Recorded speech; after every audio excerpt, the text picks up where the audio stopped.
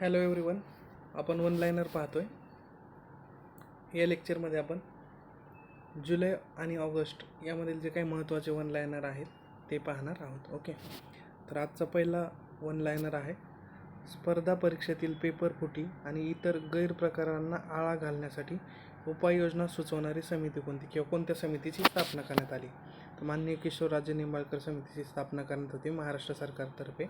स्पर्धा परीक्षेत जे काही पेपर फुटी होते किंवा गैरप्रकार आढळून येत आहेत यांना आळा घालण्यासाठी उपाययोजना सुचवणारी समिती माननीय किशोरराजे निंबाळकर.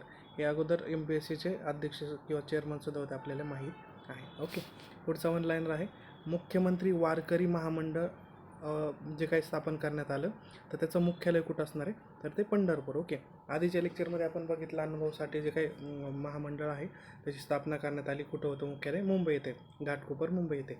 तसंच मुख्यमंत्री वारकरी महामंडळाची स्थापना करण्यात आली, त्याचं मुख्यालय असणार आहे पंढरपूर. ओके, तर पंढरपूर राहायला आपल्या लक्षात राहायला सोपं आहे, कारण ते वारकरी महामंडळ आहे आणि मग आपल्याला माहिती आहे वारकरी आणि मग पंढरपूर याचं किती महत्त्व आहे ते. ओके, त्या अनुषंगाने ते लक्षात राहील आपल्या. पुढचा वन लायनर आहे, कृत्रिम बुद्धिमत्ता तयारी निर्देशांक म्हणजेच AI प्रिपेअर्डनेस इंडेक्स बाय IMFने जो काही AI प्रिपेअर्डनेस इंडेक्स जाहीर केला तर त्यामध्ये भारताचा क्रमांक किती आहे, तर भारताचा क्रमांक आहे 72वा. 174 देशांचा त्यांनी तो हे केला, सर्वे केला आणि मग त्यानुसार AI प्रिपेअर्डनेस इंडेक्स IMF म्हणजे तुम्ही किती प्रिपेअर्ड आहात, म्हणजे कृत्रिम बुद्धिमत्ता साठी तुम्ही किती प्रिपेअर्ड आहात यासाठीचा AI प्रिपेअर्डनेस इंडेक्स IMFने तो जाहीर केलेला आहे. भारताचा क्रमांक आहे 72. नंतर पुढचा वन लायनर आहे आपला, RBIने डिजिटल पेमेंट इंटेलिजन्स प्लॅटफॉर्म स्थापन करण्याच्या प्रस्तावाचा शोध घेण्यासाठी स्थापलेली समिती कोणती? AP होटा समिती. म्हणजे डिजिटल पेमेंट इंटेलिजन्स प्लॅटफॉर्म स्थापन करायचं आहे तर मग त्या संदर्भातले जे काही प्रस्ताव आहे तर त्याचं काय असायला पाहिजे, कोणत्या गोष्टी असायला पाहिजे, तर त्याचा शोध घेण्यासाठी स्थापलेली समिती आहे AP होटा समिती. ओके, पुढचा वन लायनर आहे, सेंट्रल बँकिंग या जागतिक लेवलच्या प्रकाशनाचा risk manager of the year 2024 पुरस्कार कोणाला देण्यात आला आहे, तर तो RBIला. म्हणजे काय सेंट्रल बँकिंग म्हणजे सर्व देशांचे असणारे जे काय सेंट्रल बँकिंगचे हे आहे प्रकाशन आहे, तर त्या प्रकाशनाने risk manager of the year 2024 पुरस्कार कोणाला दिला आहे, तर तो RBIला दिलेला आहे. रिझर्व्ह बँक ऑफ इंडिया जे आहे RBI, तर त्यांना देण्यात आलं आहे सेंट्रल बँकिंगचा risk manager of the year 2024. Okay, तर पुढचा वन लायनर आहे, चेक इनसाठी भारतातील प्रथम सेल्फ सर्व्हिस यंत्रणा असलेलं एअरपोर्ट कोणतं आहे. म्हणजे काय, आपण चेक इन वगैरे करतो, चेक इन चेकआउट करतो एअरपोर्टवर, त्यातलं प्रथम सेल्फ सर्व्हिस यंत्रणा असलेलं एअरपोर्ट कोणतं आहे, तर ते आहे दिल्लीचं एअरपोर्ट. ओके, भारतातलं पहिलं चेक इनसाठी भारतातलं पहिलं प्रथम सेल्फ सर्व्हिस यंत्रणा असलेलं एअरपोर्ट आहे दिल्ली. यावर प्रश्न विचारला जाऊ शकतो. पुढचा वन लायनर आहे आपला, SBI अध्यक्षपदी दिनेश खरा यांनी हे केल्यानंतर राजीनामा दिल्यानंतर कोणाची नियुक्ती करण्यात आली? CS शेट्टी. आता हे असं विधान देण्याचं कारण काय, तर अगोदर कोण होते SBIचा अध्यक्ष आणि आत्ता SBI अध्यक्ष कोण असणार आहे त्या अनुषंगाने ते दोन्ही नावं घेण्यासाठी केले. ओके, मग अगोदर कोण होते? दिनेश खारा.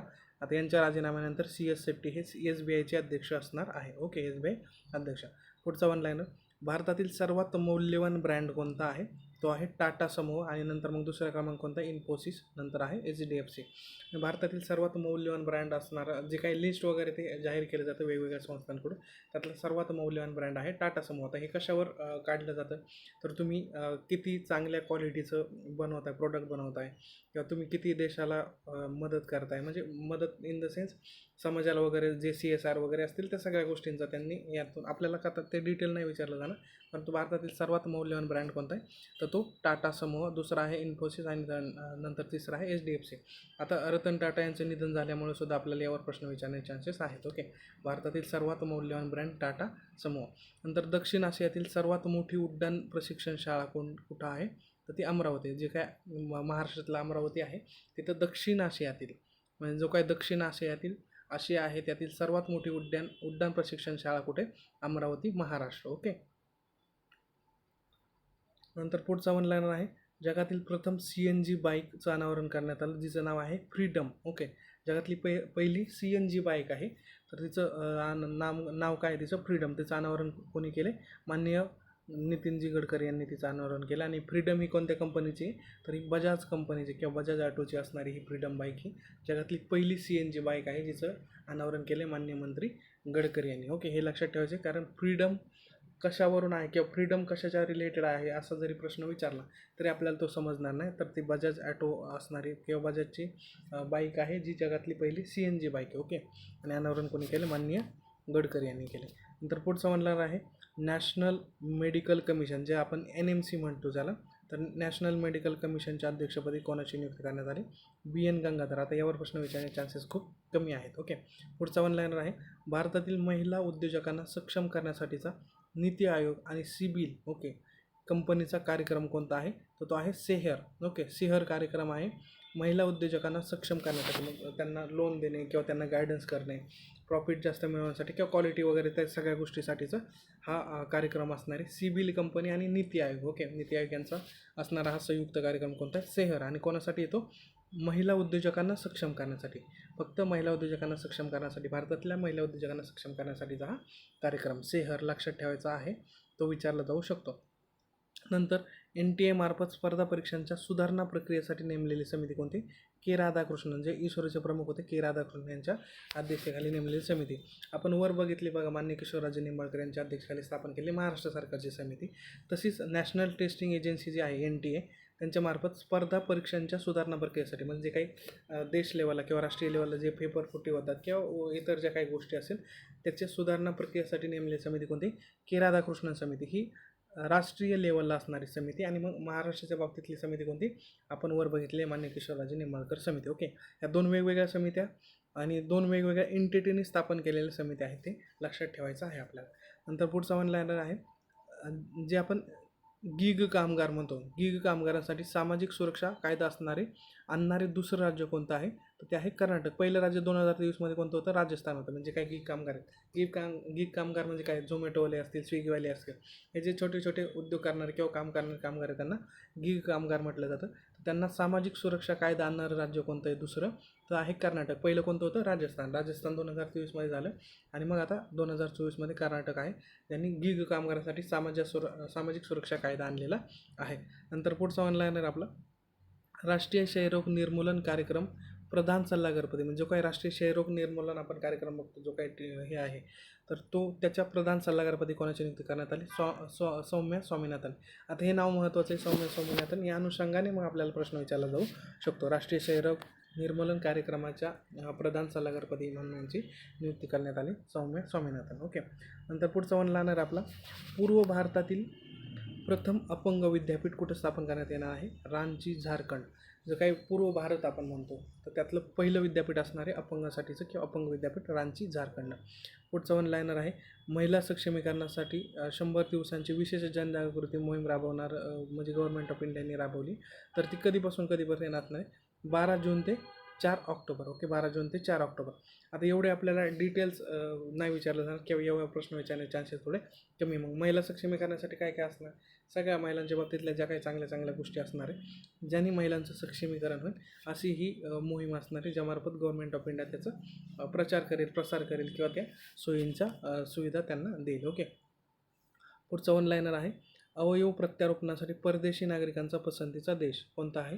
तो आहे भारत. म्हणजे जर अवयव प्रत्यारोपण करायचं आहे, नवीन वेगवेगळे अवयव तुम्हाला प्रत्यारोपण करायचं आहे, तर परदेशी नागरिकांचा पसंतीचा देश कोणता आहे? तो आहे भारत. ओके, नंतर पुढचा वन लाईनर आहे आपला भारतातील सर्वात मोठी बिबट्या सफारी कुठं सुरू करण्यात आली? तर ते बन्नेरघट्टा बायोलॉजिकल पार्क, जे बंगळुरू कर्नाटकामधलं आहे. तर भारतातील सर्वात मोठी बिबट्या सफारी बन्नेरघट्टा. ओके, आता हे जे काही आपल्याला बन्नेरघट्टा जो काही पार्क आहे, बायोलॉजिकल पार्क आहे, तर तो इन्व्हायरमेंटमध्ये सुद्धा जोड्या लावण्यासाठी विचारला जाऊ शकतो पूर्व परीक्षेला, राज्यसेवा पूर्व परीक्षेला. तर त्या अनुषंगाने सुद्धा ते आपल्याला लक्षात ठेवायचं आहे, कारण तिथं भारतातील सर्वात मोठी बिबट्या सफारी झाली. आणि मग हे करंटमध्ये असल्यामुळं बन्नेरघट्टा पार्क, बायोलॉजिकल पार्क आणि दुसऱ्या साईडला राज्य असं विचारलं जाऊ शकतं. नंतर पुढचा वन लाईनर आहे प्लास्टिक कचऱ्यापासून बनवलेला रस्ता असणारं दुसरं लष्करी स्थानक कोणतं आहे? या दुसरं लष्करी स्टेशन कोणतं आहे? ते आहे जयपूर मिलिटरी स्टेशन. मग अगोदरचं कोणतं होतं? नारंगी मिलिटरी स्टेशन, गुवाहाटीला आपण प्लास्टिक कचऱ्यापासून आधी रस्ता बनवलेलं स्टेशन होतं आपलं लष्करी स्टेशन, आणि नंतर मग आता सध्या जयपूर मिलिटरी स्टेशन. आता यावर सुद्धा प्रश्न विचारण्याचे चान्सेस जरा कमी आहे. ओके, नंतर पुढचा वन लाईनर आहे जगातील पहिले आशियाई गिधाड संवर्धन आणि प्रजनन केंद्र. जे काही गिधाड आहेत त्यातलं जगातलं पहिलं आशियाई गिधाड संवर्धन प्रजनन केंद्र कुठं सुरू करण्यात आले? जटायू संवर्धन व प्रजनन केंद्र असणारं जे महाराजगंज आहे उत्तर प्रदेशमधलं, इथंच जगातलं पहिलं आशियाई गिधाड संवर्धन आणि प्रजनन केंद्र सुरू करण्यात आलेलं आहे. हे व्हेरी इम्पॉर्टंट आहे. ओके, इन्व्हायरमेंटच्या दृष्टीने सुद्धा हे महत्त्वाचं आहे, यावर प्रश्न विचारला जाऊ शकतो. नंतर पुढचा वन लाईनर आहे, स्थानिक समुदायांच्या मदतीने जैवविविधतेची नोंदणी करणारे प्रथम राज्य कोणतं आहे? केरळ. म्हणजे काही केरळमध्ये जे काही स्थानिक समुदाय आहेत त्यांच्या मदतीने जैवविविधतेची नोंदणी करणारं प्रथम राज्य कोणतं आहे? तर केरळ आहे. जैवविविधता ती आपण मागच्या लेक्चरमध्ये बघितलेला आहे, कधी आहे तो. ओके, तोच जैवविविधतेची नोंदणी करणारं प्रथम राज्य कोणतं आहे? तर ते आहे केरळ. ओके, नंतर पाण्याच्या थेंबापासून खनिजाचे नॅनोकण बनवणारी IIT कोणती आहे? म्हणजे काय कोणती आहे? तर मद्रास IIT. म्हणजे जे काही पाण्याचा थेंब आहे तर त्या पाण्याच्या थेंबापासून खनिजाचं नॅनोकण बनवणारे IIT आहे IIT मद्रास. हे महत्त्वाचं आहे, यावर प्रश्न विचारला जाऊ शकतो. नंतर पुढचा वन लाईनर कोणता आहे? संयुक्त राष्ट्रांच्या एजन्सीचा लँड हिरो सन्मान कोणाला देण्यात आला? सिद्धेश साकोरे. महाराष्ट्रातले हे शेतकरी सिद्धेश साकोरे आणि संयुक्त राष्ट्राच्या एजन्सीचा लँड हिरो सन्मान. आता लँड हिरो सन्मान पुरस्कार कधी दिला जातो? ज्यावेळेस तुम्ही लँडच्या बाबतीत किंवा जमिनीच्या बाबतीत जे काही हे असेल, वाळवंटीकरणाविरोधी काम करताय किंवा दुष्काळाच्या बाबतीतलं तुम्ही पाण्यासंदर्भात काम करताय. ओके, जमिनीच्या रिलेटेड जे काही चांगल्या गोष्टी असेल तर त्या करतायत, त्या अनुषंगाने लँड हिरो सन्मान पुरस्कार दिला जातो संयुक्त राष्ट्रांच्या वतीने. तर तो सिद्धेश साकोरे यांना देण्यात आलेला आहे. ते शेतकरी आहेत महाराष्ट्रातले, तर ते ऑर्गॅनिक शेती वगैरे करतात, त्या अनुषंगाने मग तो एजन्सीचा लँड हिरो सन्मान, संयुक्त राष्ट्राच्या एजन्सीचा लँड हिरो सन्मान पुरस्कार त्यांना देण्यात आलेला आहे. खूप महत्त्वाचा आहे. युनायटेड नेशनच्या एजन्सीचा एखादा पुरस्कार महाराष्ट्रातील शेतकऱ्याला भेटतो, त्या अनुषंगाने यावर आपल्याला प्रश्न विचारला जाऊ शकतो. नंतर पुढचा वन लाईन आहे, क्रोल रिपोर्ट 2023 नुसार भारताचा सर्वात मौल्यवान सेलिब्रिटी ब्रँड कोण आहे? तर आहे विराट कोहली. आपण मागच्या लेक्चरमध्ये बघितलं होतं की सर्वाधिक इन्कम किंवा कमवणारा खेळाडू कोण आहे? क्रिस्टियानो रोनाल्डो आपण बघितलं होतं. त्याच अनुषंगाने क्रोल रिपोर्ट, म्हणजे क्रोल या संस्थेने काढलेला जो काही रिपोर्ट आहे 2023चा, त्यानुसार भारतातील सर्वात मौल्यवान सेलिब्रिटी, आपण भारतातील सर्वात मौल्यवान कंपनी बघितली टाटा, तसेच भारतातला सर्वात मौल्यवान सेलिब्रिटी कोण आहे? सेलिब्रिटी ब्रँड कोण आहे? विराट कोहली. ओके, यावर प्रश्न विचारला जाऊ शकतो. तर पुढचा वन लाईन आहे, 2024 या वर्षीचा कॉमनवेल्थ लघुकथा पुरस्कार कोणाला जाहीर करण्यात आले? संजना ठाकूर यांना. आणि त्यांची कथा आहे, कथेचं नाव आहे त्यांच्या ऐश्वर्या राय. ओके, आता जो काही कॉमनवेल्थ आहे, आपलं कॉमनवेल्थ नेशन आहे, त्यांच्यामार्फत लघुकथेसाठी दिला जाणारा हा पुरस्कार असतो. 2024 या वर्षीचा पुरस्कार कोणाला भेटला? संजना ठाकूर. आणि यांच्या कथेचं नाव काय? ऐश्वर्या राय. ओके, मग ऐश्वर्या राय या कथेमध्ये त्यांनी एका दत्तक घेतलेल्या मुलीच्या बाबतीतली त्यांनी कथा सांगितली आहे. लघुकथा, शॉर्ट स्टोरीच्या बाबतीतला कॉमनवेल्थचा पुरस्कार 2024चा कोणता? संजना ठाकूर. आणि भेटला आहे कोणत्या कथेसाठी? ऐश्वर्या राय. ओके, ऐश्वर्या राय या कथेसाठी भेटला आहे, हे लक्षात ठेवायचं आहे आपल्याला. नंतर पुढचा वन लाईनर आहे, 12वा विश्व हिंदी सन्मान पुरस्कार डॉक्टर उषा ठाकूर यांना देण्यात आलेला आहे. 12वा विश्व हिंदी सन्मान पुरस्कार. ओके, उषा ठाकूर. 2024 या वर्षीचा सर्वोत्कृष्ट कृषी राज्य पुरस्कार, 2024चं जे काही कृषी मंत्रालयाने पुरस्कार जाहीर करण्यात आले त्यामधले सर्वोत्कृष्ट कृषी राज्याचा पुरस्कार कोणाला भेटला आहे? तर ते आहे महाराष्ट्राला. आणि सर्वोत्कृष्ट राज्य फलोत्पादन पुरस्कार कोणाला भेटला आहे? तर तो नागालँडला. ओके, म्हणजे जे काही केंद्रीय कृषी मंत्रालय आहे आपलं, तर त्यांनी हे कृषीच्या बाबतीतले पुरस्कार जाहीर केले. तर 2024चा सर्वोत्कृष्ट कृषी राज्य पुरस्कार भेटला आहे महाराष्ट्र राज्याला. आणि सर्वोत्कृष्ट राज्य फलोत्पादन पुरस्कार कोणाला भेटला? नागालँडला. ओके, यावर आपल्याला प्रश्न विचारला जाऊ शकतो. पुढचा वन लाईनर आपला, मनोज वाजपेयी द डेफिनेटिव्ह बायोग्राफी कोणी लिहिली? पत्रकार पियुष पांडे. आता यावरून आपल्याला डायरेक्ट नावातूनच कळते मनोज वाजपेयी द डेफिनेटिव्ह बायोग्राफी. त्या अनुषंगाने प्रश्न विचारण्याचे चान्सेस यावर कमी आहेत, हे जरी नाही केलं तरी चालेल. नंतर पुढचा वन लाईनर आहे, T20 2024 विश्वचषक जी काही स्पर्धा झाली, त्या जे काही हे झालं विश्वचषक झाला, त्यामध्ये इंडिया विजेता ठरलेला आहे. आणि उपविजेता कोण ठरला? दक्षिण आफ्रिका. ओके, जे काही आपण सेलिब्रेट वगैरे केलं सगळं, तर इंडिया विजेता ठरला आहे, परंतु उपविजेता कोण ठरला असा प्रश्न जर विचारला तर आपल्याला तो यायला पाहिजे दक्षिण आफ्रिका. ओके, दक्षिण आफ्रिका उपविजेता आणि विजेता कोण ठरला? इंडिया. नंतर पुढचा वन लाईनर आहे, विम्बल्डन 2024चा विजेता कोण आहे? Carlos Alcaraz. ओके, स्पेनचा होता.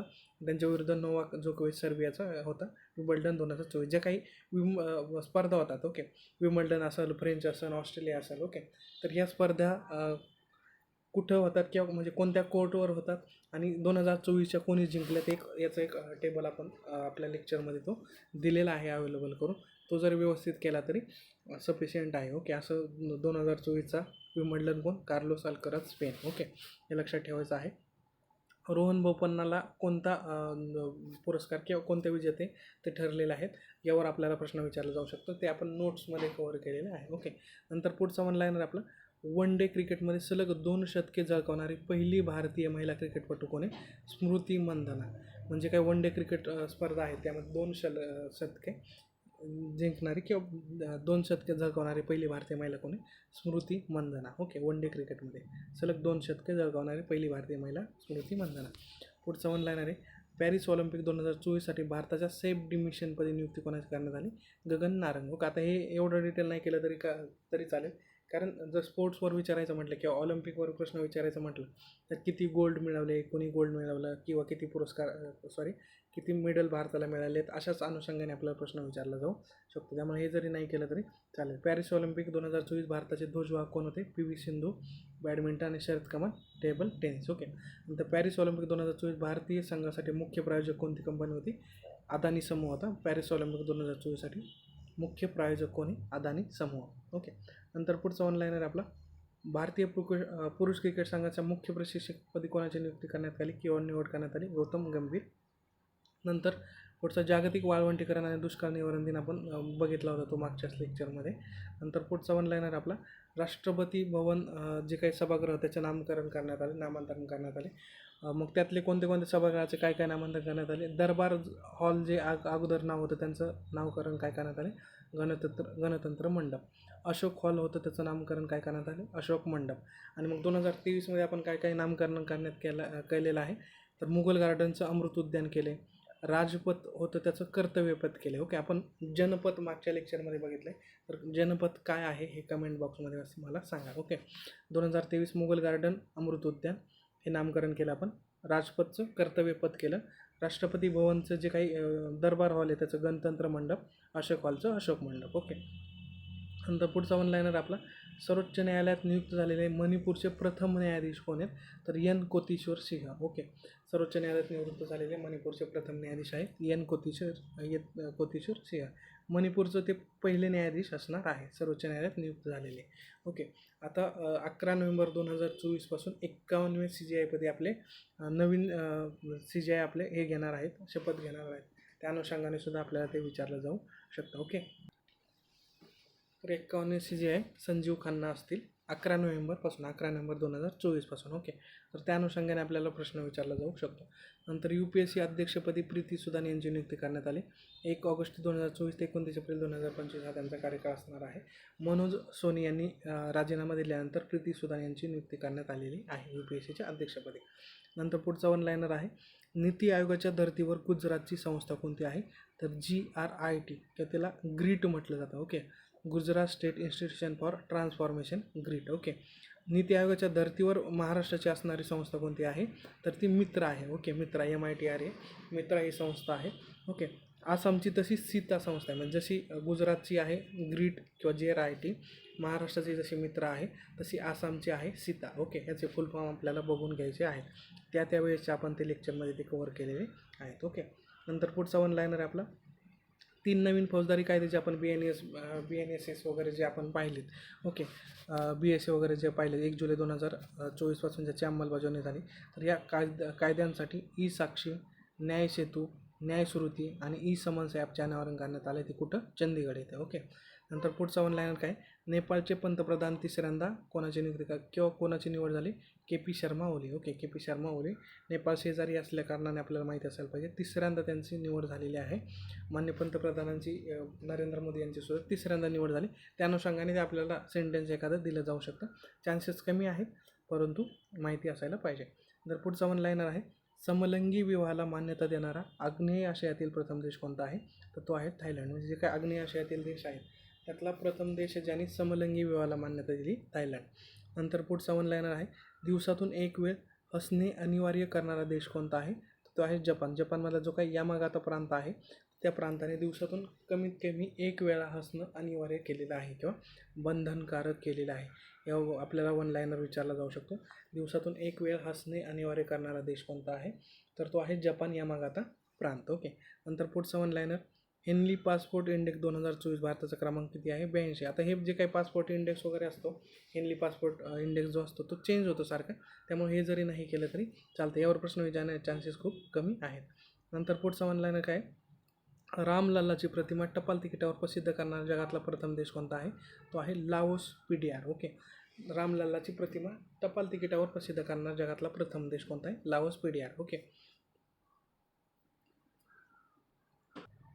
त्यातलं PDR म्हणजे काय किंवा लाओस PDR म्हणजे काय? तर PDR म्हणजे people's democratic republic. Okay, Laos people's democratic republic म्हणजेच लाओस PDR, ज्यांनी रामलल्लाची प्रतिमा टपाल तिकिटावर प्रसिद्ध केली आणि जगातला हा पहिला देश असं करणारा. ओके, या अनुषंगाने आपल्याला प्रश्न विचारला जाऊ शकतो. नंतर पुढचा ऑनलाईन काय? रवांडाच्या अध्यक्षपदी चौथ्यांदा कोणाची निवड करण्यात आली? Paul Kagame. आता यावर प्रश्न विचारण्याचे चान्सेस खूपच कमी आहेत. ओके, नंतर पुढचा ऑनलाईन आहे युरोपियन युनियन कमिशनच्या अध्यक्षपदी कोणाची नियुक्ती करण्यात आली? पुनर्नियुक्ती करण्यात आली Ursula von der Leyen. Okay, Ursula von der Leyen यांची नियुक्ती करण्यात आली. इथं उर्सुला लिहायचं राहिले ते उर्सुला लिहून घ्या. Ursula. Okay, Ursula von der Leyen यांची पुनर्नियुक्ती करण्यात आली युरोपियन युनियन कमिशनच्या अध्यक्षपदी. ओके, हे लक्षात ठेवायचं आहे. पुढचं ऑनलाईन आहे जगातील पहिल्या कार्बन फायबर हायस्पीड ट्रेनचं अनावरण कुठं करण्यात आले? चीनमध्ये. ओके, जगातील पहिल्या कार्बन फायबर हायस्पीड ट्रेनचं अनावरण कुठं करण्यात आले? चीनमध्ये करण्यात आलेले आहे. ओके, तर आपण एक आपली बॅच आहे रॅपिड करंट डिव्हिजन, जी ज्यांनी काहींनी ॲडमिशन घेतलेले, ज्यांना कोणाला घ्यायचे असतील तर ते घेऊ शकतात. त्यामध्ये आपण जून 2024 ते जून 2025, ओके, जवळपास 1 वर्षांचं आपण करंट त्यामध्ये कवर करणार आहोत. वन लायनर PDF दिली जातील, शॉर्ट नोट्सची PDF दिली जातील आणि जे काही शॉर्ट नोट्स असतील किंवा लेक्चर असतील त्याचे व्हिडिओ लेक्चर ते अवेलेबल करून देण्यात येतील. ओके, ओके, जून 2024 ते जून 2025पर्यंत ते असणार आहे. ओके, तर तुम्हाला जर बॅच घ्यायची असेल तर मला या ID वर टेलिग्रामला तुम्ही मेसेज करू शकता. ओके, आणि कॉल तुम्ही करू शकता 9011112026 यावर. ओके, तर इथे थांबूयात आपण. पुढचे जे काही वन लायनर असतील ते नेक्स्ट लेक्चरपासून आपण ते पाहूयात. Okay, thank you.